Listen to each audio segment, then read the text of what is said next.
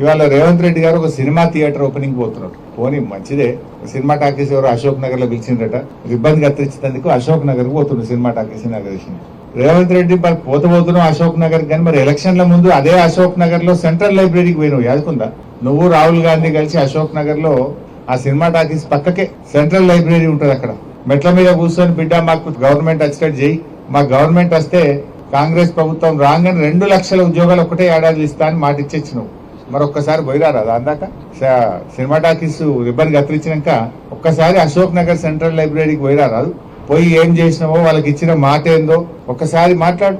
నిన్న దిల్సుఖ్ నగర్ లో పిల్లలంతా రోడ్ల మీదకి వచ్చి ధర్నా చేసాం. ఎన్నికల ముందు కాంగ్రెస్ వాళ్ళేమో 2 లక్షల ఉద్యోగాలు ఏడాది ఇస్తాం, గవర్నమెంట్ ఉద్యోగాలు ఇస్తామన్నారు. నిన్న అసెంబ్లీలో మంత్రి శ్రీధర్ బాబు గారు చెప్తున్నారు, గవర్నమెంట్ ఉద్యోగాలు ఏడుంటాయి బై, ప్రైవేట్ లో నౌకరు చేసుకోపోయి అందరికి గవర్నమెంట్ ఉద్యోగాలు ఇచ్చి సాధ్యమవుతుందా? ఇది కాదు అని చేతులు ఎత్తేసాడు. బట్టి విక్రమార్క గారేమో జాబ్ క్యాలెండర్ పెట్టి జాబ్లెస్ క్యాలెండర్ చేసేసిండు దాన్ని. మరి ఇప్పుడు అశోక్ నగర్ కు రేవంత్ రెడ్డి గారు సినిమా టాకీస్ ఇనాగ్రేషన్ పోతే 1000 మంది పోలీసు వాళ్ళు పెట్టిరట, ఏదైనా సందులకెళ్ళి పొలాలు అత్తారేమో అడుగుతారేమో అని.